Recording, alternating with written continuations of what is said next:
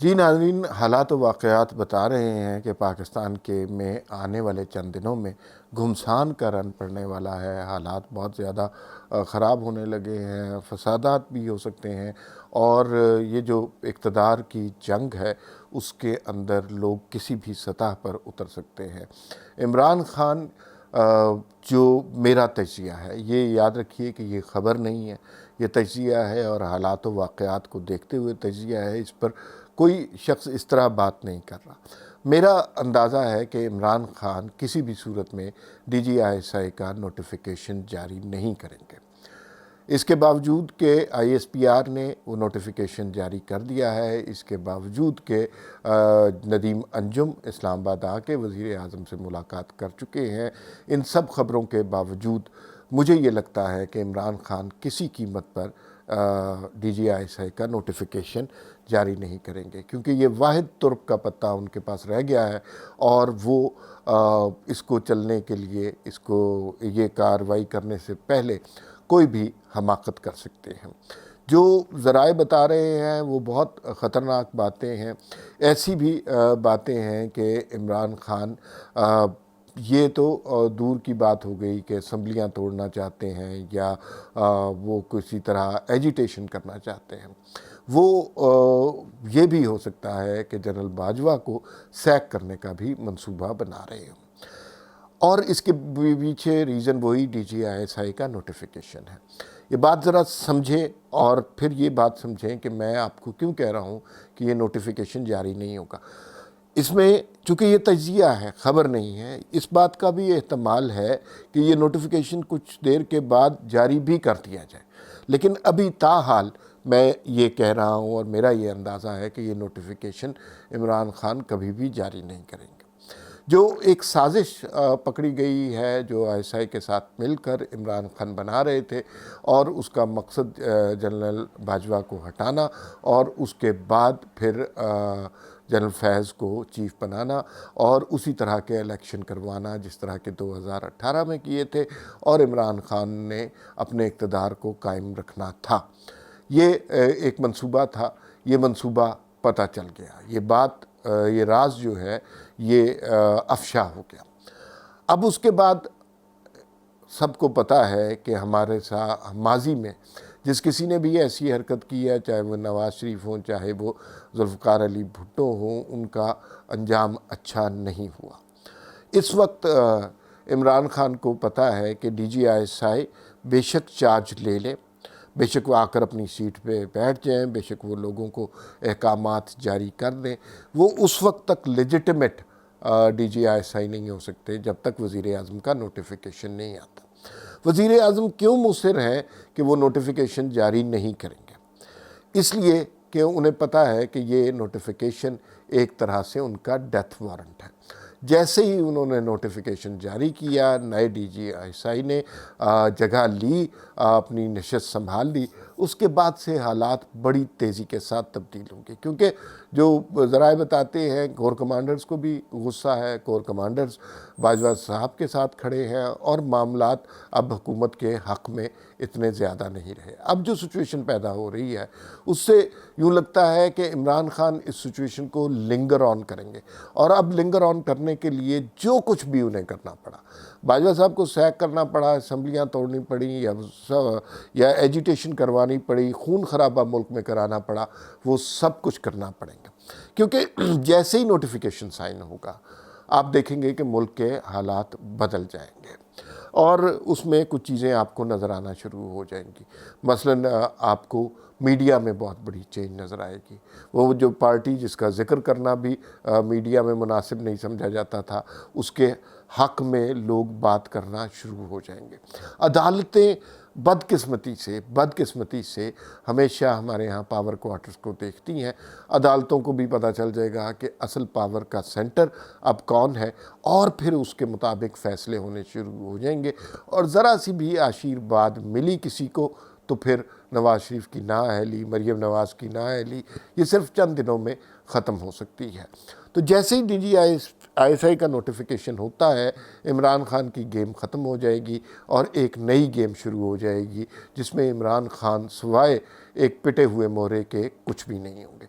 इसलिए इमरान खान इसको डिले करेंगे, उन्हें TLP के ज़रिए मुल्क में हंगामे कराने पड़े, फसादात कराने पड़े, वो हर सतह पर जाएंगे और ये नोटिफिकेशन जारी नहीं करेंगे। अब इसमें मसला कुछ ऐसा आ गया है कि गेम सारी नवाज शरीफ के पास है। लोगों को पता है कि इस हुकूमत की कोई लेजिटिमेट वैल्यू नहीं है।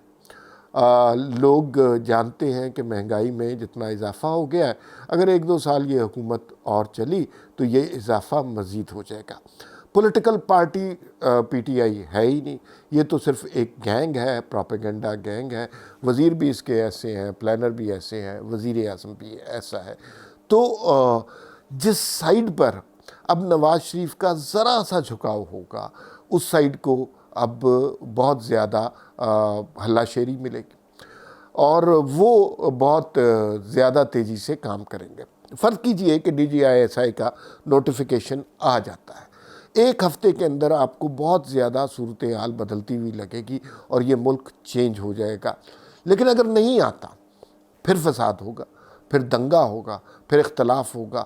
2 बड़े लोगों में, जिसमें इमरान खान और फैज़ हमीद एक साइड पे हैं, जनरल बाजवा एक साइड पे है, वो जंग होगी, इक़्तिदार की जंग होगी। फ़ौज का इंस्टीट्यूशन, ऑनेस्टली लोग कहते हैं कि नवाज शरीफ ने फ़ौज के ख़िलाफ़ बहुत बात की। नवाज शरीफ ने कभी फ़ौज के ख़िलाफ़ बात नहीं की। उन्होंने चंद जर्नैलों के ख़िलाफ़, चंद कैरेक्टर्स के ख़िलाफ़ बात की। लेकिन इमरान खान ने वाकई फ़ौज को डैमेज किया है, एक डिवीज़न क्रिएट कर दिया है, ISI को फ़ौज से बड़ा दिखाने की कोशिश की है और ये सूरत हाल फ़ौज के सरबराह लोगों को सख्त नापसंद होगी। वो ये बातें सुनना नहीं चाहते, वो ट्विटर ट्रेंड कोर कमांडर के ख़िलाफ़ सुनना नहीं चाहते। तो ये सूरत हाल। अब फ़र्ज़ कीजिए नवाज शरीफ अपनी सारी एनर्जीज़ में से कुछ का हिस्सा जनरल बाजवा की तरफ डाल देते हैं। ये हकीकत नहीं है, ना मेरे पास कोई इत्तला है। फ़र्ज़ कीजिए इस वक्त वो जनरल बाजवा की तरफ कुछ हिस्सा डाल देते हैं, तो फिर लोग भी उनके साथ होंगे, अवाम भी उनके साथ होंगे और अदालतें भी फिर उसके मुताबिक अमल करेंगी और ये जो फ़ियास्को क्रिएट हुआ है ये चंद दिनों में ख़त्म होगा और इस जनरल बाजवा को पॉलिटिकल लेजिटिमेसी भी मिल जाएगी और वो कहेंगे कि पाकिस्तान के लोग बड़ी तादाद में मेरे साथ थे और फिर ये मैंने फ़ैसले किए और वो फैज़ हमीद को शायद सैक कर दें या इस तरह की कोई बात हो सकती है। लेकिन नवाज शरीफ के कैंप से आप बात करें, वहाँ से बिल्कुल 2 टोक बात होती है। वो कहते हैं कि हम किसी जर्नैल को जमहूरियत के मामलात में दखल देने की इजाज़त नहीं दे सकते। पार्लिमान की इज़्ज़त की बात करते हैं, वोट की इज़्ज़त की बात करते हैं। अगर कोई और सिचुएशन होती तो कोई शख्स बड़ी आसानी से इस मौके पे थोड़ा सा कॉम्प्रोमाइज़ करके बहुत बेहतर सूरत हाल पैदा कर सकता था। इक़्तिदार मसला नहीं है, उनके नैरेटिव को भी इज़्ज़त मिलती। लेकिन नवाज शरीफ साहब अपनी बात पर कायम है, किसी तरह से भी उनके मौक़िफ़ में फ़र्क नहीं आ रहा। वो जनरल फैज़ हमीद या जनरल बाजवा की जो लड़ाई है इसके अंदर पार्ट नहीं बनना चाहते, किसी एक जर्नैल की फेवर नहीं करना चाहते, क्योंकि वो डेमोक्रेसी के दाई हैं, डेमोक्रेसी के ऊपर बात करना चाहते हैं और उनके ख़्याल में जो डेमोक्रेसी है वो जर्नैलों का, उसको चलाना जर्नैलों का काम नहीं है।